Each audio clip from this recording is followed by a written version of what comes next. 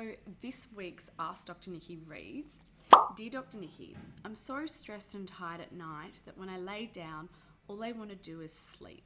I feel really guilty because my partner wants sex, but I don't seem to be able to quiet my mind. Instead, I'm thinking about what I have to do the next day. I don't want to turn into one of those women that is a stereotype, always rejecting their partner for sex. I've always been a sexual person, but I just find at the moment I don't have the energy. What do I do? Okay, so this is a really common situation for a lot of women, especially women who are working, juggling families, even those who aren't working and they're just struggling with the daily grinds of running a household, getting the kids ready, those kind of things. I believe that we all have the capabilities to have good sex. However, other things get in the way. It might be your belief system about sex. It might be some guilt and shame going on. It might be how you feel about your body. But a big thing is stress, anxiety, and sleep. You know, when your mind is somewhere else, sometimes the last thing you feel like is being touched. You're so exhausted, you're thinking about what you've got to do the next day, and you don't feel like you have the capability to be physically intimate with somebody. Your head hits the pillow and all you want to do is get a good night rest because maybe it's 6 hours until you're up again. I completely understand it. The problem is that if we start to have less and less sex in a relationship when you actually have the intent and want to, you can create this disconnect. You know, your partner can feel rejected.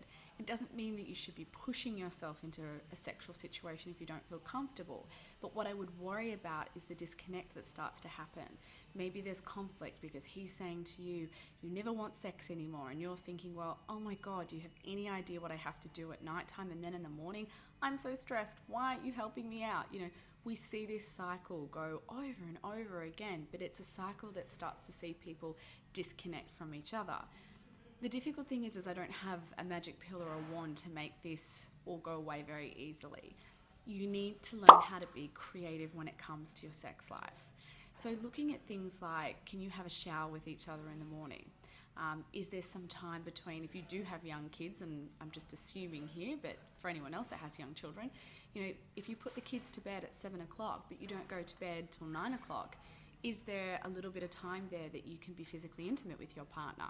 You know, maybe it's about leaving the dishes till the morning after, or, you know, not getting to that task that you had to do at home and placing your sex life as a priority.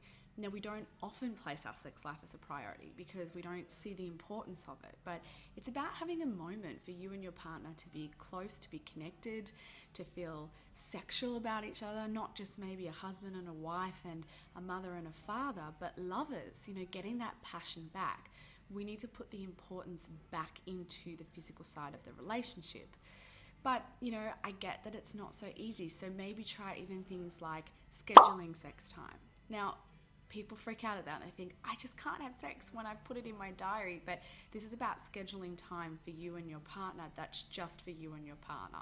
It may not be able to be frequently, but it could be every so often when you get a window when the kids aren't home or when you're both there or somebody can babysit or take them out for the afternoon. But it's really important to put the priority on that and go, okay, once a month we're going to have a whole day together and we're going to spend it in bed and we're just going to kiss and cuddle and caress each other and explore each other's bodies. You know, just being sexual beings again. Also look at sexual satisfaction in your life, because often when sex starts to dwindle in terms of feeling pleasurable, feeling fun anymore, when we have all these other things to do, we don't have the motivation to get creative or schedule in sexy time or looking at when we can sneak in an extra few hugs and kisses, because it doesn't feel really good anymore, because it's not pleasurable, it's not fun, so why do it? I've got to do the washing anyway and I need my beauty sleep. Have a look at if you're happy with your sex life. You know, are there things that you could be doing that could make you happier, more interested, and see that motivation come back to working at getting a regular sex life with your partner. But also lastly, there could be some emotional things getting in the way. You know, if there is anything that hasn't been addressed in the relationship, maybe there's some resent towards your partner. Often it can see you pull away. You know, you might be using things like I'm tired, I'm stressed as an excuse, but it may actually be something deeper inside that you feel like you don't want to connect with your partner because there's something that's unresolved. There's something that's playing on your mind. And one last quick extra bonus point that I probably should have mentioned in the beginning, it's really important to try to do something to work on stress. You know, maybe it's meditation. I know everyone says meditation these days, but it's so easy to download an app and do a 3-minute meditation just to relax your mind. You know, before you go to bed, maybe it's about doing something that is relaxing, that can help you to switch gears from being somebody that sounds like you're on the go, you're busy, you're stressed, you've got all these things, to actually being back in your body and experiencing what desire is about, and also what it feels like to be touched. You know, quietening your mind, you know, getting your body to calm down, slowing your breathing, so you're then in a better position to look at connecting physically with someone else. I hope that helps. I wish you all the very best with this. Now, if you have an Ask Dr. Nikki question, make sure you jump on my Facebook page and you can ask me anything. Bye.